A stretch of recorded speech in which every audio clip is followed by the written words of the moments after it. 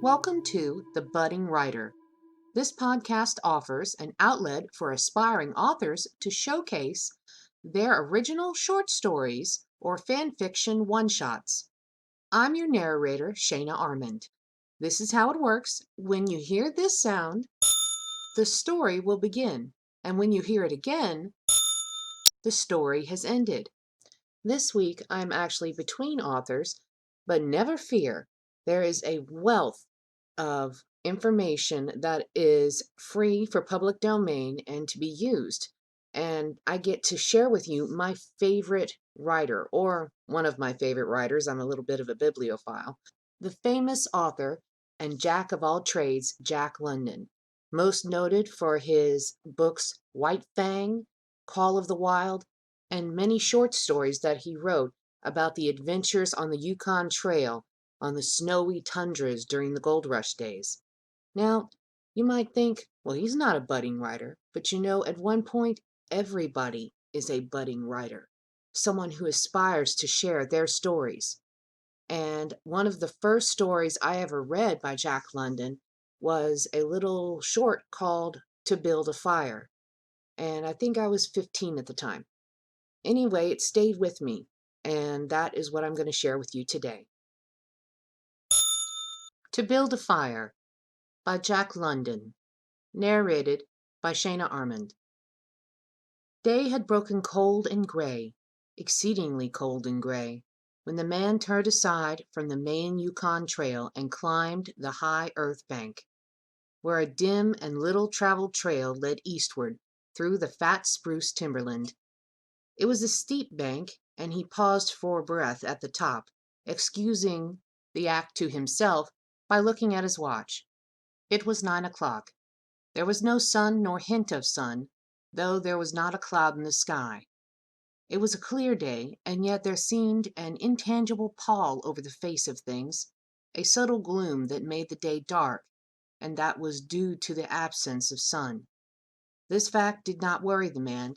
He was used to the lack of sun. It had been days since he had seen the sun, and he knew that a few more days must pass before that cheerful orb due south would just peep above the skyline and dip immediately from view. The man flung a look back along the way he had come. The Yukon lay a mile wide and hidden under 3 feet of ice. On top of this ice were as many feet of snow. It was all pure white, rolling in gentle, snow-covered undulations where the ice jams of the freeze-up had formed. North and south, as far as his eye could see, it was unbroken white, save for the dark hairline that curved and twisted from around the spruce-covered island to the south, and that curved and twisted away into the north, where it had disappeared behind another spruce-covered island.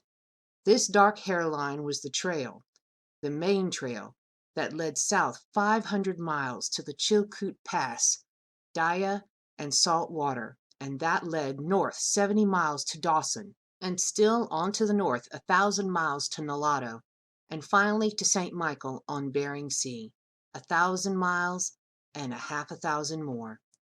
But all this, the mysterious far-reaching hairline trail, the absence of sun from the sky, the tremendous cold, and the strangeness and weirdness of it all, made no impression on the man. It was not because he was long used to it. He was a newcomer to the land, a Chechaquo, and it was his first winter. The trouble with him was that he was without imagination. He was quick and alert in things of life, but only in the things, and not in the significances. 50 degrees below zero meant 80-odd degrees of frost. Such fact impressed him as being cold and uncomfortable, and that was all. It did not lead him to meditate upon his frailty as a creature of temperature, and upon man's frailty in general, able only to live within certain narrow limits of temperature, and from there on it did not lead him to the conjectural field of immortality and man's place in the universe. 50 degrees below zero stood for a bite of frost that hurt, and that must be guarded against by the use of mittens, ear flaps, warm moccasins, and thick socks.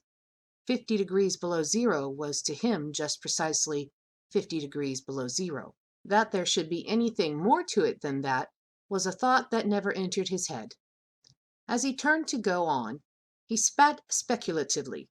There was a sharp, explosive crackle that startled him. He spat again, and again. In the air, before it could fall to the snow, the spittle crackled. He knew that 50 below spittle crackled on the snow, but this spittle had crackled in air. Undoubtedly, it was colder than 50 below. How much colder he did not know, but the temperature did not matter. He was bound for the old claim on the left fork of Henderson Creek, where the boys were already. They had come over across the divide from the Indian Creek country, while he had come the roundabout way to take a look at the possibilities of getting out logs in the spring from the islands in the Yukon. He would be into camp by 6 o'clock. A bit after dark, it was true, but the boys would be there, a fire would be going, and a hot supper would be ready. As for lunch, he pressed his hand against the protruding bundle under his jacket. It was also under his shirt, wrapped up in a handkerchief and lying against the naked skin. It was the only way to keep the biscuits from freezing. He smiled agreeably to himself as he thought of those biscuits, each cut open and sopped in bacon grease, and each enclosing a generous slice of fried bacon. He plunged in among the big spruce trees. The trail was faint. A foot of snow had fallen since the last sled had passed over, and he was glad that he was without a sled, traveling light. In fact, he carried nothing but the lunch wrapped in the handkerchief. He was surprised, however, at the cold. It certainly was cold, he concluded as he rubbed his numb nose and cheekbones with his mittened hand. He was a warm, whiskered man, but the hair on his face did not protect the high cheekbones and the eager nose that thrust itself aggressively into the frosty air. At the man's heels trotted a dog, a big native husky, the proper wolf dog, gray-coated and without any visible or temperamental difference from its brother, the wild wolf. The animal was depressed by the tremendous cold. It knew that it was no time for traveling. Its instinct told a truer tale than was told to the man by the man's judgment. In reality, it was not merely colder than 50 below zero. It was colder than 60 below, than 70 below. It was 75 below zero. Since the freezing point is 32 above zero, it meant that 107 degrees of frost obtained. The dog did not know anything about thermometers. Possibly in its brain there was no sharp consciousness of a condition of very cold, such as in the man's brain. But the brute had its instinct. It experienced a vague but menacing apprehension that subdued it and made it slink along at the man's heels, and that made it question eagerly every unwonted movement of a man, as if expecting him to go into camp or seek shelter somewhere and build a fire. The dog had learned fire, and it wanted fire, or else to burrow under the snow and cuddle its warmth away from the air. The frozen moisture of its breathing had settled on its fur in a fine powder of frost, and especially where its jowls, muzzle, and eyelashes whitened by its crystal breath. The man's red beard and mustache were likewise frosted, but more solidly, the deposit taking the form of ice and increasing with every warm, moist breath he exhaled. Also, the man was chewing tobacco, and the muzzle of the ice held his lips so rigidly that he was unable to clear his chin when he expelled the juice. The result was that a crystal beard of color and solidity of amber was increasing its length on his chin. If he fell down, it would shatter itself, like glass, into brittle fragments. But he did not mind the appendage. It was the penalty all tobacco chewers paid in that country, and he had been out before in 2 cold snaps. They had not been so cold as this, he knew, but by the spirit thermometer at 60 mile, he knew they had been registered at 50 below and 55. He held on through the level stretch of woods for several miles, crossed a wide flat of rigger heads, and dropped down a bank to the frozen bed of a small stream. This was Henderson Creek, and he knew he was 10 miles from the forks. He looked at his watch. It was 10 o'clock. He was making 4 miles an hour, and he calculated that he would arrive at the forks at 12:30. He decided to celebrate that event by eating his lunch there. The dog dropped in again at his heels, with a tail drooping discouragement. As the man swung along the creek bed, the furrow of the old sled trail was plainly visible, but a dozen inches of snow covered the marks of the last runners. In a month no man had come up or down that silent creek. The man held steadily on. He was not given to thinking, and just then particularly he had nothing to think about save that he would eat lunch at the Forks, and that at 6 o'clock he would be in camp with the boys. There was nobody to talk to, and, had there been, speech would have been impossible because of the ice muzzle on his mouth. So he continued monotonously to chew tobacco to increase the length of his amber beard. Once in a while the thought reiterated itself that it was very cold, and that he had never experienced such cold. As he walked along he rubbed his cheekbones and nose with the back of his mittened hand.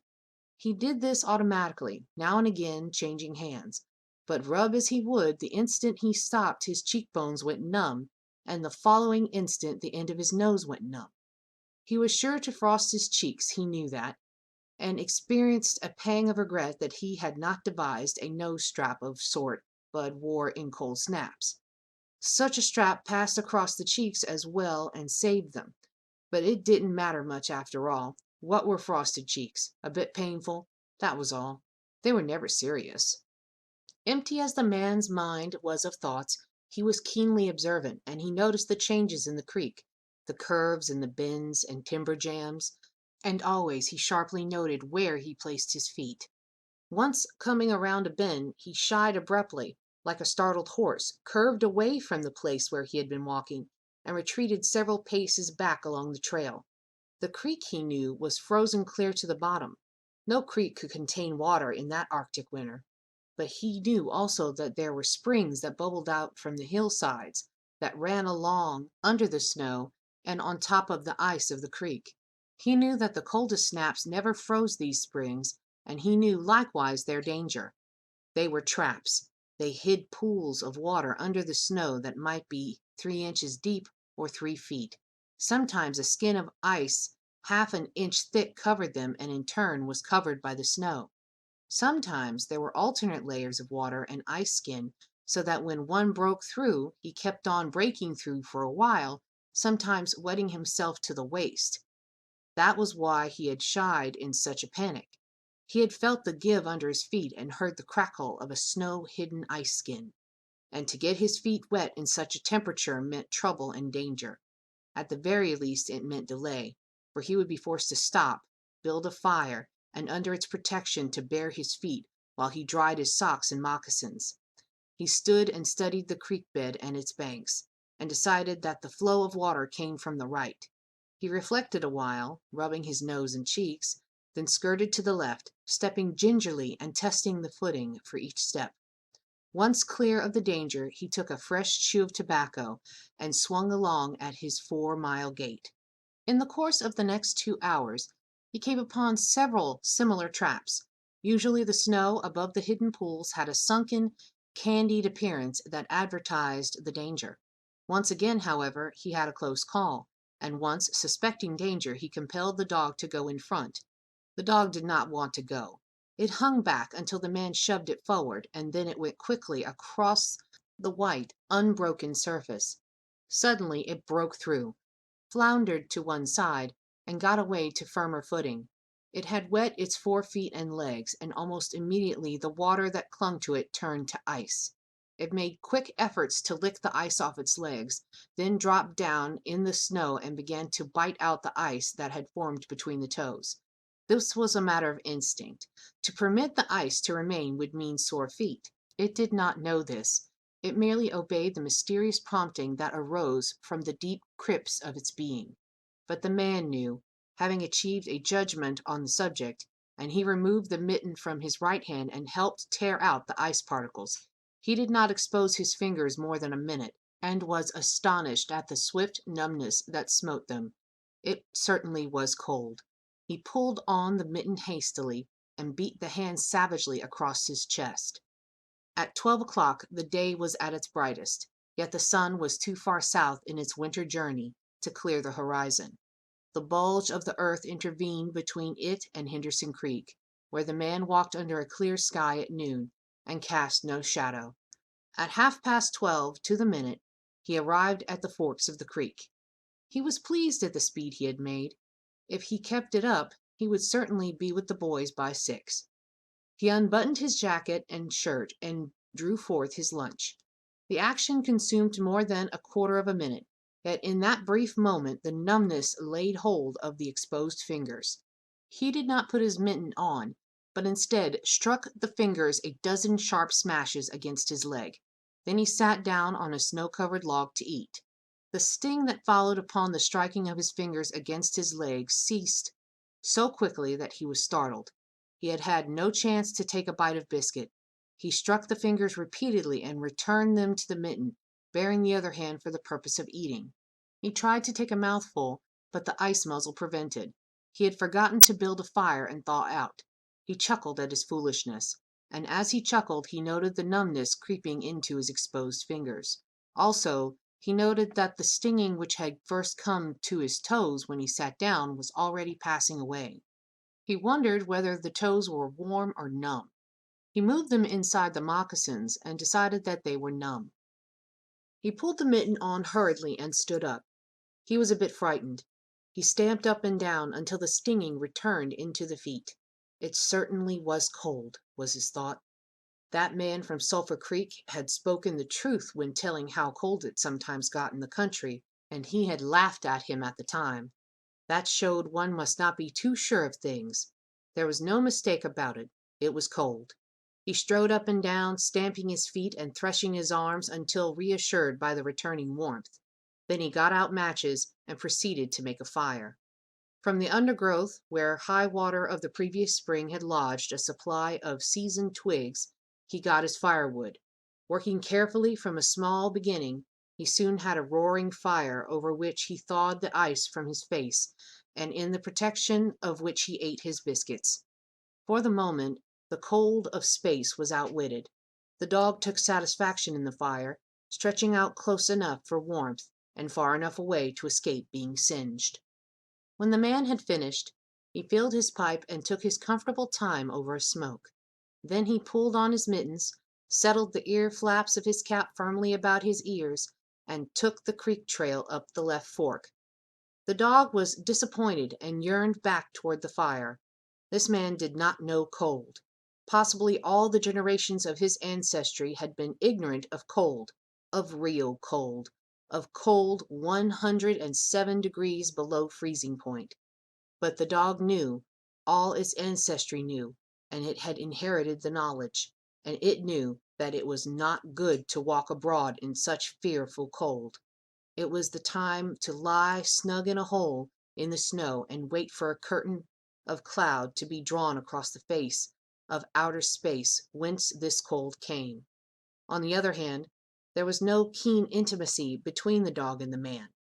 The one was the toil slave of the other, and the only caresses it had ever received were the caresses of the whiplash, and of harsh and menacing throat sounds that threatened the whiplash. So the dog made no effort to communicate its apprehension to the man. It was not concerned in the welfare of the man. It was for its own sake that it yearned back toward the fire. But the man whistled and spoke to it with the sound of whiplashes, and the dog swung in at the man's heel and followed after. The man took a chew of tobacco and proceeded to start a new amber beard. Also, his moist breath quickly powdered with white his mustache, eyebrows, and lashes. There did not seem to be so many springs on the left fork of the Henderson, and for half an hour the man saw no signs of any.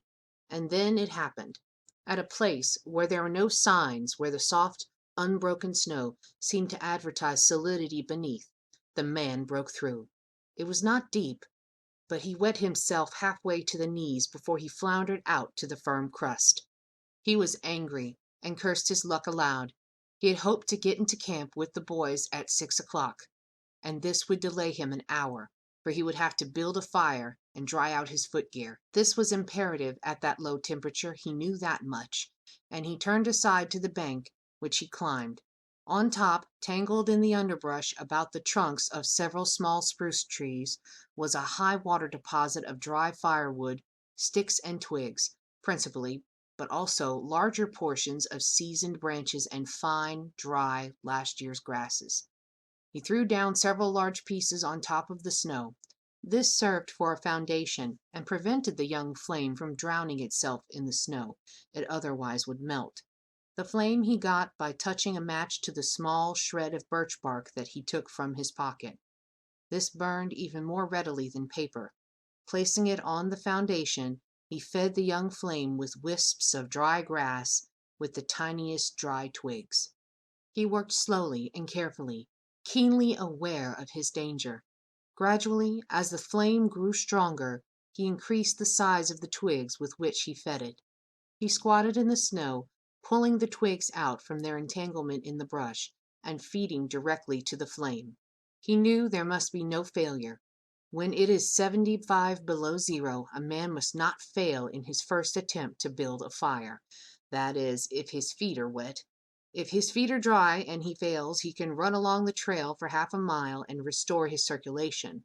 But the circulation of wet and freezing feet cannot be restored by running when it is 75 below.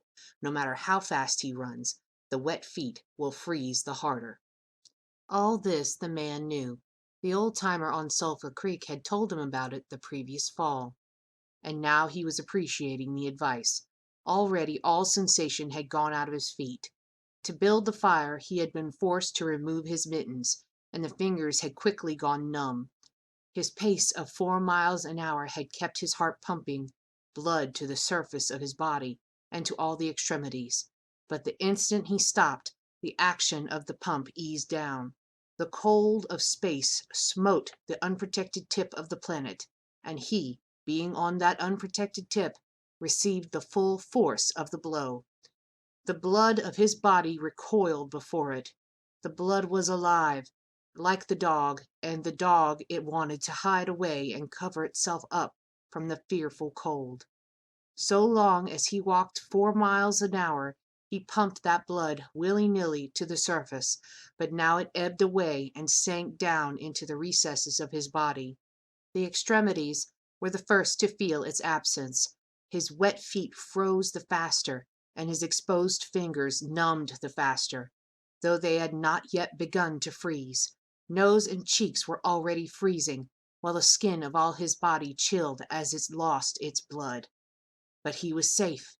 Toes and nose and cheeks would only be touched by the frost, for the fire was beginning to burn with strength. He was feeding it with twigs the size of his finger. In another minute he would be able to feed it with branches the size of his wrist, and then he could remove his wet footgear, and, while it dried, he could keep his naked feet warm by the fire, rubbing them at first, of course, with snow. The fire was a success. He was safe. He remembered the advice of the old-timer on Sulphur Creek and smiled. The old-timer had been very serious in laying down the law that no man must travel alone in the Klondike after 50 below. Well, here he was. He had had the accident. He was alone, and he had saved himself. Those old-timers were rather womanish, some of 'em, he thought. All a man had to do was keep his head, and he was all right. Any man who was a man could travel alone. But it was surprising, the rapidity with which his cheeks and nose were freezing, and he had not thought of his fingers could go lifeless in so short a time.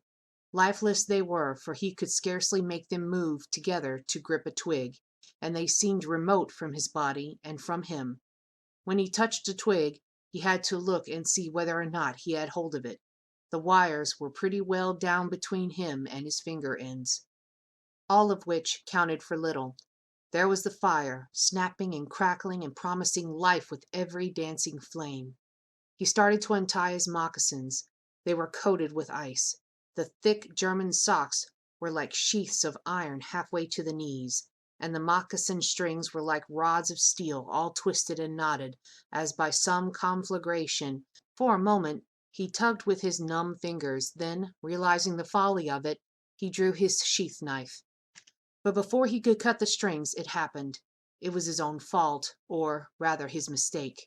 He should not have built the fire under the spruce tree. He should have built it in the open, but it had been easier to pull the twigs from the brush and drop them directly on the fire. Now the tree under which he had done this carried a weight of snow on its boughs. No wind had blown for weeks, and each bough was fully freighted. Each time he had pulled a twig, he had communicated a slight agitation to the tree, an imperceptible agitation, so far as he was concerned, but an agitation sufficient to bring about the disaster. High up in the tree one bough capsized its load of snow. This fell on the boughs beneath, capsizing them. This process continued, spreading out and involving the whole tree. It grew like an avalanche, and it descended without warning upon the man and the fire was blotted out. Where it had burned was a mantle of fresh and disordered snow. The man was shocked. It was as though he had just heard his own sentence of death. For a moment he sat and stared at the spot where the fire had been. Then he grew very calm. Perhaps the old-timer on Sulphur Creek was right. If he had only had a trail mate, he would have been in no danger now. The trail mate could have built the fire. Well, it was up to him to build the fire over again, and this time there must be no failure. Even if he succeeded, he would most likely lose some of his toes. His feet must be badly frozen by now, and there would be some time before the second fire was ready. Such were his thoughts. But he did not sit and think them. He was busy all the time they were passing through his mind. He made a new foundation for a fire, this time in the open, where no treacherous tree could blot it out. Next, he gathered dry grasses and tiny twigs from the high water, flotsam. He could not bring his fingers together to pull them out, but he was able to gather them by the handful.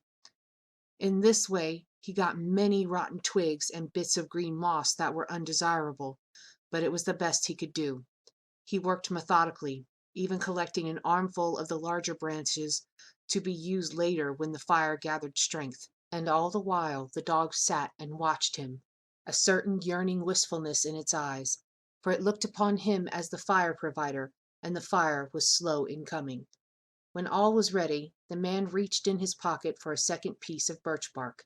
He knew the bark was there, and, though he could not feel it with his fingers, he could hear its crisp rustling as he fumbled for it. Try as he would, he could not clutch hold of it, and all the time in his consciousness was the knowledge that each instant his feet were freezing. This thought tended to put him in a panic, but he fought against it and kept calm. He pulled on his mittens with his teeth, and threshed his arms back and forth, beating his hands with all his might against his sides. He did this sitting down, and he stood up to do it, and all the while the dog sat in the snow, its wolf brush of a tail curled around warmly over its forefeet, its sharp wolf ears pricked forward intently as it watched the man. And the man, as he beat and threshed with his arms and hands, felt a great surge of envy as he regarded the creature that was warm and secure in its natural covering. After a time, he was aware of the first far-away signals of sensation in his beaten fingers. The faint tingling grew stronger till it evolved into a stinging ache that was excruciating, but which the man hailed with satisfaction. He stripped the mitten from his right hand and fetched forth the birch bark. The exposed fingers were quickly going numb again. Next he brought out his bunch of sulphur matches, but the tremendous cold had already driven the life out of his fingers. In his effort to separate one match from the others, the whole bunch fell in the snow. He tried to pick it out of the snow, but failed. The dead fingers could neither touch nor clutch. He was very careful. He drove the thought of his freezing feet and nose and cheeks out of his mind, devoting his whole soul to the matches. He watched, using the sense of vision in place of touch, and when he saw his fingers on each side of the bunch, he closed them. That is, he willed them to close, for the wires were down, and the fingers did not obey. He pulled the mitten on the right hand and beat it fiercely against his knee. Then, with both mittened hands, he scooped the bunch of matches, along with much snow, into his lap, yet he was no better off. After some manipulation, he managed to get the bunch between the heels of his mittened hands. In this fashion, he carried it to his mouth. The ice cracked and snapped when, by a violent effort, he opened his mouth. He drew the lower jaw in, curled the upper lip out of the way, and scraped the bunch with his upper teeth in order to separate a match. He succeeded in getting one, which he dropped on his lap. He was no better off. He could not pick it up. Then he devised a way. He picked it up with his teeth and scratched it on his leg. 20 times he scratched before he succeeded in lighting it. As it flamed, he held it with his teeth to the birch bark, but the burning brimstone went up his nostrils and into his lungs, causing him to cough spasmodically. The match fell into the snow and went out. The old-timer on Sulphur Creek was right. He thought in the moment of controlled despair that ensued after 50 below, a man should travel with a partner. He beat his hands, but failed in exciting any sensation. Suddenly he bared both hands. Removing the mittens with his teeth, he caught a whole bunch between the heels of his hands. His arm muscles not being frozen enabled him to press the hand heel tightly against the matches. Then he scratched the bunch along his leg. It flared into a flame. 70 sulphur matches at once. There was no wind to blow them out. He kept his head to one side to escape the strangling fumes, and held the blazing bunch to the birthbark. As he so held it, he became aware of sensation in his hand. His flesh was burning. He could smell it. Deep down below the surface he could feel it. The sensation developed into pain that grew acute, and still he endured it, holding the flame of the matches clumsily to the bark that would not light readily because his own burning hands were in the way, absorbing most of the flame. At last, when he could endure no more, he jerked his hands apart.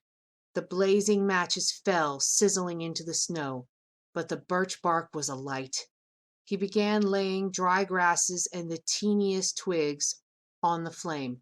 He could not pick and choose, for he had to lift the fuel between the heels of his hands. Small pieces of rotten wood and green moss clung to the twigs, and he bit them off as well as he could with his teeth.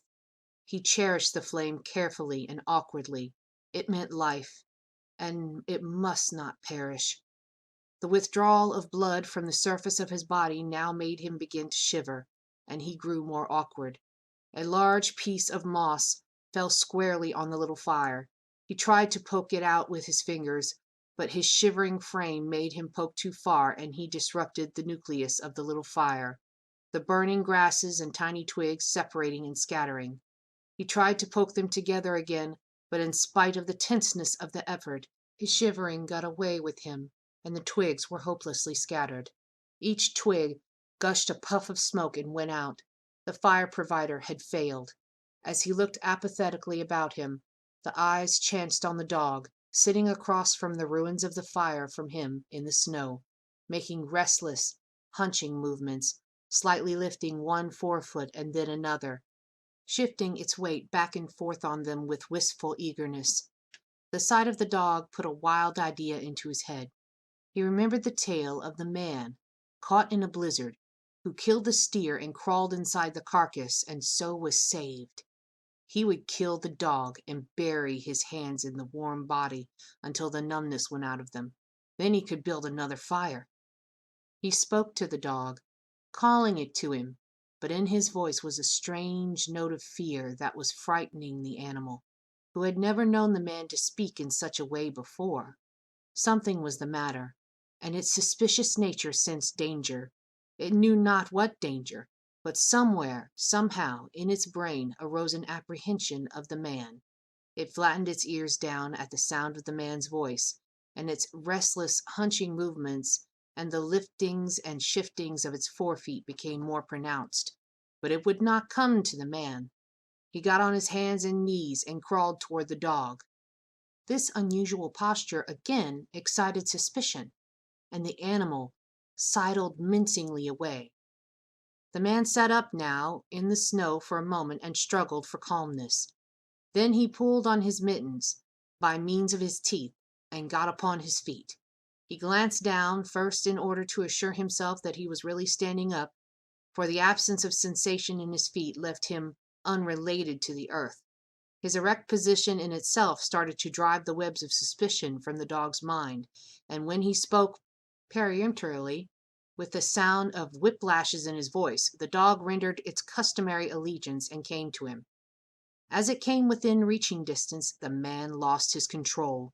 His arms flashed out to the dog, and he experienced genuine surprise when he discovered that his hands could not clutch, that there was neither bend nor feeling in the fingers. He had forgotten for a moment that they were frozen and that they were freezing more and more. All this happened quickly, and before the animal could get away, he encircled its body with his arms. He sat down in the snow and in his fashion held the dog while it snarled and whined and struggled. But it was all he could do, hold its body encircled in his arms and sit there. He realized that he could not kill the dog. There was no way to do it. With his helpless hands he could neither draw nor hold his sheath knife nor throttle the animal. He released it, and it plunged wildly away, with tail between its legs and still snarling. It halted 40 feet away and surveyed him curiously, with ears sharply pricked forward. The man looked down at his hands in order to locate them, and found them hanging on the ends of his arms. It struck him as curious that one should have to use his eyes in order to find out where his hands were. He began threshing his arms back and forth, beating the mittened hands against his side. He did this for 5 minutes, violently, and his heart pumped enough blood up to the surface to put a stop to his shivering. But no sensation was aroused in the hands. He had an impression that they hung like weights on the ends of his arms, but when he tried to run the impression down, he could not find it. A certain fear of death, dull and oppressive, came to him. This fear quickly became poignant, as he realized that it was no longer a mere matter of freezing his fingers and toes, or of losing his hands and feet, but that it was a matter of life and death, with the chances against him. This threw him into panic, and he turned and ran up the creek bed along the old dim trail. The dog joined in behind and kept up with him. He ran blindly, without intention, in fear such as he had never known in his life. Slowly, as he plowed and floundered through the snow, he began to see things again. The banks of the creek, the old timber jams, the leafless aspens and the sky. The running made him feel better. He did not shiver. Maybe if he ran on, his feet would thaw out, and anyway, if he ran far enough, he would reach camp and the boys. Without doubt, he would lose some fingers and toes and some of his face, but the boys would take care of him and save the rest of him when they got there. And at the same time there was another thought in his mind that said he would never get to the camp and the boys, that it was too many miles away, that the freezing had too great a start on him, and that he would soon be stiff and dead. This thought he kept in the background and refused to consider. Sometimes it pushed itself forward and demanded to be heard, but he thrust it back and strove to think of other things. It struck him as curious that he could run at all on feet so frozen that he could not feel them when they struck the earth and took the weight of his body. He seemed to himself to skim along above the surface and to have no connection with the earth. Somewhere he had once seen a winged Mercury, and he wondered if Mercury felt as he felt when skimming over the earth. His theory of running until he reached camp and the boys had one flaw in it. He lacked the endurance. Several times he stumbled, and finally he tottered, crumpled up, and fell. When he tried to rise, he failed. He must sit and rest, he decided, and next time he would merely walk and keep on going. As he sat and regained his breath, he noted that he was feeling quite warm and comfortable. He was not shivering, and it even seemed that a warm glow had come to his chest and trunk. And yet, when he touched his nose or cheeks, there was no sensation. Running would not thaw them out, nor would it thaw out his hands and feet. Then the thought came to him that the frozen portions of his body must be extending. He tried to keep his thought down, to forget it, to think of something else. He was aware of the panicky feeling that it caused, and he was afraid of the panic. But the thought asserted itself and persisted until it produced a vision of his body totally frozen. This was too much, and he made another wild run along the trail. Once again he slowed down to a walk, but the thought of freezing extending itself made him run again. And all the time the dog ran with him at his heels. When he fell down a second time, it curled its tail over its forefeet and sat in front of him, facing him, curiously eager and intent. The warmth and security of the animal angered him, and he cursed it till it flattened down its ears appealingly. This time the shivering came more quickly upon the man. He was losing his battle with the frost. It was creeping into his body from all sides. The thought of it drove him on, but he ran no more than 100 feet when he staggered and pitched headlong. It was his last panic. When he had recovered his breath and control, he sat up and entertained in his mind the conception of meeting death with dignity. However, the conception did not come to him in such terms. His idea of what it was that he had been making a fool of himself, running around like a chicken with its head cut off. Such was the simile that occurred to him. Well, he was bound to freeze anyway, and he might as well take it decently. With this new-found peace of mind came the first glimmerings of drowsiness. A good idea, he thought, to sleep off to death. It was like taking an anesthetic. Freezing was not so bad as people thought. There are lots of worse ways to die. He pictured the boys finding his body the next day. Suddenly he found himself with them, coming along the trail and looking for himself, and still with them. He came around a turn in the trail and found himself lying in the snow. He did not belong with himself any more, for even then he was out of himself, standing with the boys and looking at himself in the snow. It certainly was cold, was his thought. When he got back to the States, he could tell the folks what real cold was. He drifted on from this to a vision of the old-timer on Sulphur Creek. He could see him quite clearly, warm and comfortable, and smoking a pipe. "You were right, old hoss, you were right," the man mumbled to the old-timer of Sulphur Creek. Then the man drowsed off into what seemed to him the most comfortable and satisfying sleep he had ever known. The dog sat facing him and waiting. The brief day drew to a close in a long, slow twilight. There were no signs of a fire to be made, and, besides, never in the dog's experience had it known a man to sit like that in the snow and make no fire. As the twilight drew on, its eager yearning for the fire mastered it, and with a great lifting and shifting of forefeet, it whined softly, then flattened its ears down in anticipation of being chidden by the man. But the man remained silent. Later the dog whined loudly, and later still it crept close to the man and caught the scent of death. This made the animal bristle and back away. A little longer it delayed, howling under the stars that leapt and danced and shone brightly in the cold sky. Then it turned and trotted up the trail in the direction of the camp it knew, where there were other food providers and fire providers. Well, I hope you enjoyed the story. I know it seems a little bit morbid for a 15-year-old girl to read a Jack London short story about someone dying on the tundra, but, stories are out there to be read, no matter what the ending is. And I will confess that I lived in Louisiana, and it was August at the time, and Louisiana summers are basically like walking into an outside sauna. It is just hot and wet and muggy. And when I read that story, I actually felt a cold chill through the book, because it certainly was cold. Thank you so much for being with us today, and I hope you will tune in every Friday for more stories shared by new writers.